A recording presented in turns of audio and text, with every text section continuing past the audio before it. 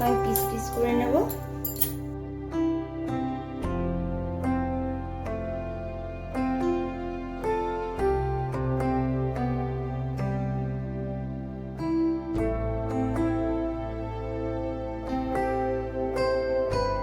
এবার আমি সব কেটে নিলাম।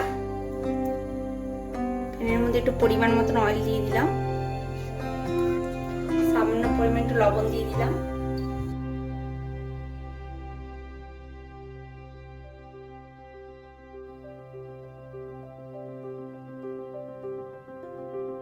লাল লাল করে একটু ভেজে নেব।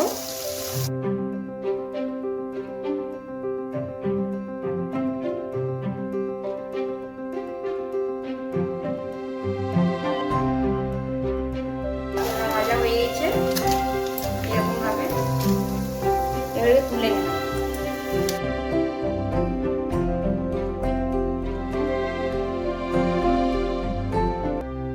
এবার ক্যাপসিকাম গুলো ফ্রাই করে নেব।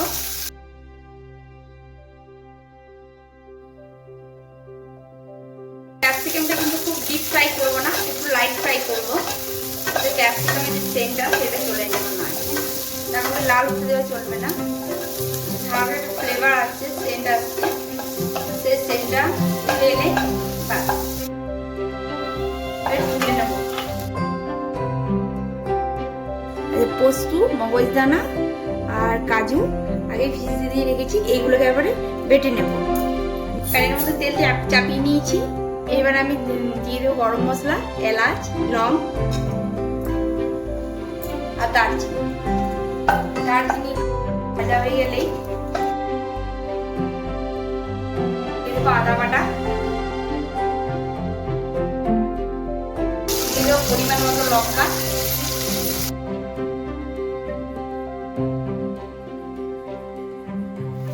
আদা লঙ্কা ভাজা হয়ে গেলেই দিয়ে দেবো যে পোস্ত, মগজদানা আর কাজু যেটা পেস্ট করে রেখেছিলাম সেটা।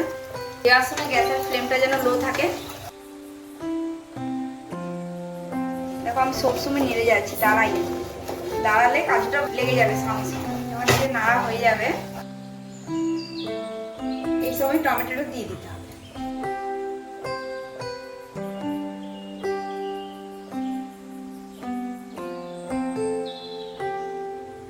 লবণ দিয়ে দিলাম,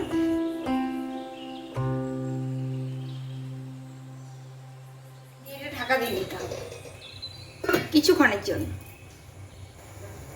ঢাকনাটা খুলে দেখবো এবং মশলার তেল ছেড়ে গেছে।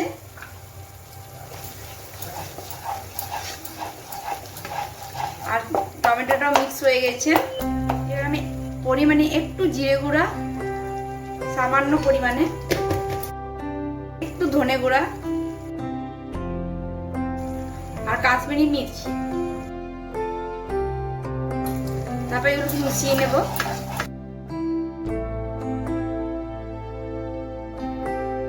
দু তিন মিনিট মতো আবার রেস্ট দিয়ে নেব ঢাকা দিয়ে। এবার ঢাকাটা খুলে নেব। দেখো মশলাগুলো আবার তেল ছেড়ে গেছে।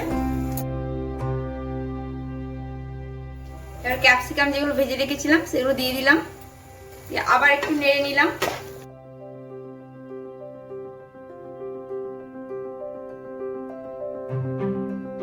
যেগুলো ভেজে রেখেছিলাম সেগুলো দিয়ে দিলাম।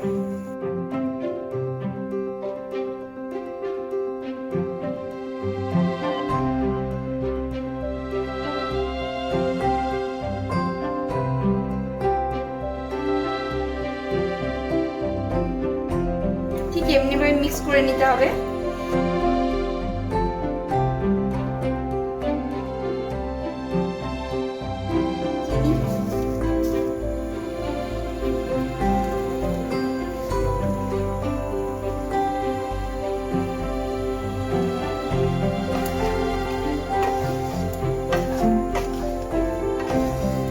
পরিমাণ ছাই গরম মশলা দিয়ে দিলাম।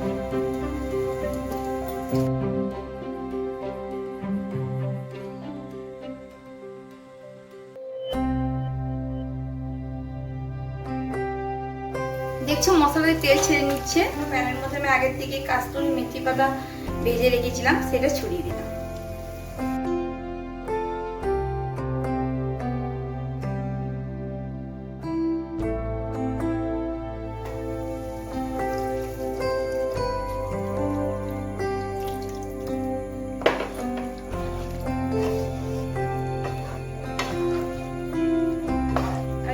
আসবে, তখন এবারে ঢাকা দিয়ে গ্যাসের ফ্লেমটা লো করে একটু মতন ফুটতে দিয়ে দেবো। এবার ঢাকাটা খুলে নেব। দেখো কি সুন্দর কালারটা এসেছে, আর ক্যাপসিকামটাও সেদ্ধ হয়ে গেছে। এবার এটাকে নামিয়ে নেব।